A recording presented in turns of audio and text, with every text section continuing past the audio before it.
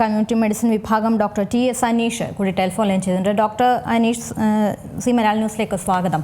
നമ്മൾ വീണ്ടും ഈ പേവിഷബാധയേറ്റുള്ള ഈ മരണം വീണ്ടും നമ്മൾ ചർച്ച ചെയ്യേണ്ട ഒരു അവസ്ഥയിലേക്ക് വരികയാണ്. ഒരു മാസത്തിനിടെ ഇത് മൂന്നാമത്തെ തവണയാണ്. ഇതിൽ നമുക്ക് എല്ലാവർക്കും ഉള്ളൊരു സംശയം, വാക്സിൻ എടുക്കുമ്പോൾ അത് ഫലപ്രദമാകാത്തതാണോ, അതോ കുട്ടികളിൽ ഇത് എത്രത്തോളം വാക്സിൻ ഫലപ്രദമാകുന്നില്ല എന്നുള്ള കാര്യമാണോ നമ്മൾ ചർച്ച ചെയ്യേണ്ടത്? എന്തായിരിക്കും ഇതിൽ സംഭവിച്ചിട്ടുണ്ടാവുക? നമ്മൾ മനസ്സിലാക്കേണ്ട ഒന്ന് രണ്ട് കാര്യങ്ങളുണ്ട്. ഒന്ന്, കേരളത്തിൽ ഏതാണ്ട് 10 ലക്ഷത്തോളം പട്ടികടികളാണ് ഒരു വർഷം റിപ്പോർട്ട് ചെയ്യുന്നത്. അതൊരു അല്പം കുറവായിരിക്കും എന്നേ ഉള്ളൂ. 10 ലക്ഷത്തിനടുപ്പിച്ച് വരും. അത് കോവിഡിന് ശേഷം ഏതാണ്ട് ഒരു 3 ഇരട്ടിയായിട്ട് വർദ്ധിച്ചിട്ടാണ് നമ്മൾ ഈ നമ്പറിൽ എത്തിയിട്ടുള്ളത്. അതായത് പട്ടികടി വളരെയധികം കൂടുന്നു. പട്ടികളിൽ അതിൽ പേവിഷബാധ ഉണ്ടാകാതിരിക്കാനായിട്ട് നമ്മൾ ഒന്നും ചെയ്യുന്നില്ല. ആകെ ഈ കുത്തിവയ്പ്പിൽ മാത്രമാണ് നമ്മുടെ ശ്രദ്ധ. ഇത്രയും ആളുകൾ, ഈ 10 ലക്ഷം കടികളിൽ ഒരു 5000 കടിയെങ്കിലും പേവിഷബാധയേറ്റ മൃഗത്തിൻ്റെതായിരിക്കാം. അപ്പൊ അതിനകത്ത് ഇത്രയും ആളുകളെ സംരക്ഷിച്ചു നിർത്തുമ്പോൾ ചില സ്ഥലത്ത് പാളലുകൾ സംഭവിക്കും. പാളലുകൾ സംഭവിക്കുന്നത് വാക്സിൻ ഇഫക്റ്റീവ് അല്ലാത്തത് കൊണ്ടല്ല. ഈ പട്ടികടി ഏൽക്കുന്ന സമയത്ത് ഈ കടി ഏൽക്കുന്ന ഭാഗത്തുള്ള നാഡീഞരമ്പിലേക്ക്, അതായത് നെർവിലേക്ക് ഉമിനീര് നേരിട്ട് കലരുന്ന അപൂർവ അവസരങ്ങളിൽ വാക്സിനേഷൻ ഒന്നും ചെയ്യാൻ കഴിയില്ല. അത് ആള് മരണത്തിലേക്ക് പോകാനുള്ള സാധ്യത വളരെ കൂടുതലാണ്. വളരെയധികം ഇൻഫെക്റ്റഡ് ആയിട്ടുള്ള, അതായത് പേവിഷബാധയുള്ള അനവധി പട്ടികടികൾ ഉണ്ടാകുന്ന സമയത്ത് ഇത്തരത്തിലുള്ള അസാധാരണമായിട്ടുള്ള അവസരങ്ങൾ ഉണ്ടാകാനുള്ള സാധ്യത കൂടുതലാണ്.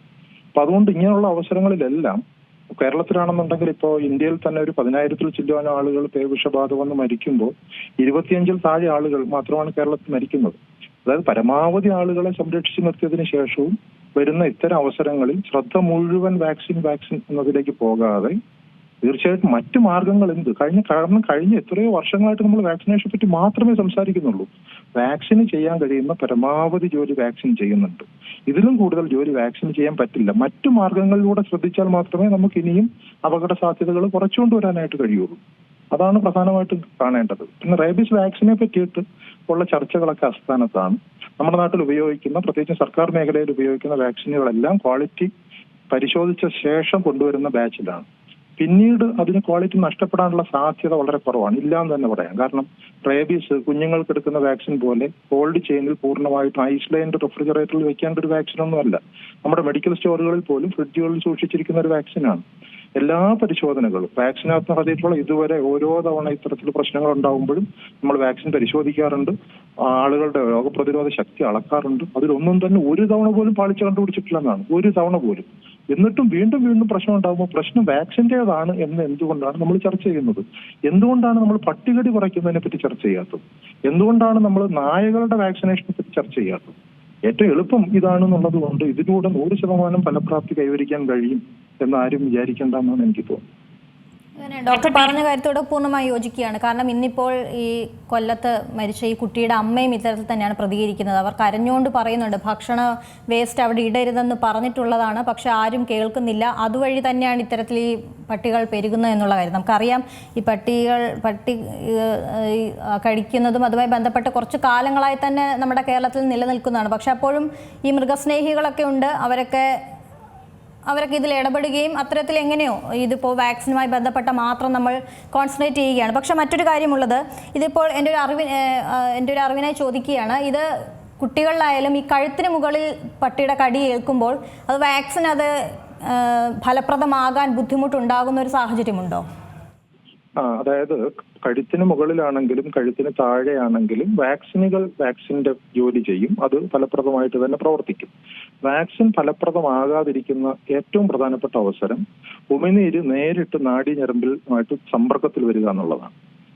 അതിനുള്ള സാധ്യത എപ്പോഴും കഴുത്തിന് മുകളിലുള്ള മുറിവുകളിലും കൈപ്പത്തിയിലുണ്ട മുറിവിലും വളരെ കൂടുതലാണ്. കാരണം ഈ പ്രദേശങ്ങളിൽ നാഡികളുടെ സാന്നിധ്യം വളരെ കൂടുതലാണ്.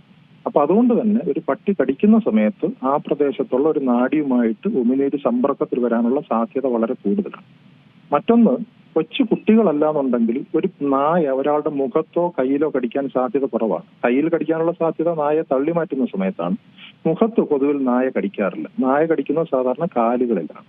പിന്നെ എന്തുകൊണ്ടൊരു നായ മുഖത്ത് കടിക്കുന്നു എന്ന് വെച്ച് കഴിഞ്ഞാൽ അതിന് പേ ഉണ്ടാകാനുള്ള സാധ്യത കൂടുതലാണ്. അത്തരത്തിൽ സ്വഭാവ സവിശേഷതകളിൽ വ്യത്യാസം വന്ന ഒരു നായയാണ് മുഖത്ത് കടിക്കുക. അതായത് കാലിൽ കടിക്കുന്ന നായയും മുഖത്ത് കടിക്കുന്ന നായയും പേ ഉണ്ടാകാനുള്ള സാധ്യത മുഖത്ത് കടിക്കുന്ന നായയിൽ കൂടുതലാണ്.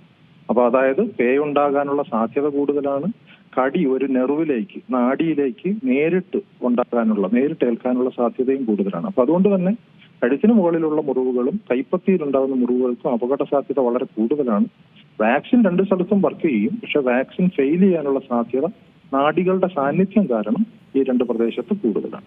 ശരി, വളരെ നന്ദി ഡോക്ടർ ടി.എസ്. അനീഷ് പ്രതികരിച്ചതിന്. ഇപ്പോൾ ഡോക്ടർ സുൽഫി കൂടി ടെലിഫോൺ ലൈൻ ചെയ്യുന്നുണ്ട്. ഡോക്ടർ സുൽഫി, ഈ വാക്സിൻ്റെ കാര്യങ്ങളൊക്കെ നമ്മൾ സംസാരിക്കുന്നുണ്ട്, അതിൻ്റെ പോരായ്മകൾ കുറിച്ചും അങ്ങനത്തെ കാര്യങ്ങളുമായി ബന്ധപ്പെട്ടാണ് നമ്മൾ ചർച്ച ചെയ്യാറുള്ളത്.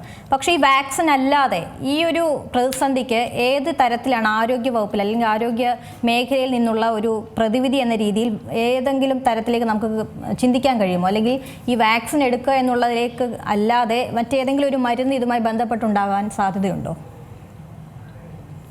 ഏറ്റവും പുതിയ വാർത്തകളും വിശേഷങ്ങളും വിരൽ തുമ്പിലറിയാൻ സീ മലയാളം ന്യൂസ് എല്ലാ ഡിജിറ്റൽ പ്ലാറ്റ്ഫോമുകളിലും ലഭ്യം.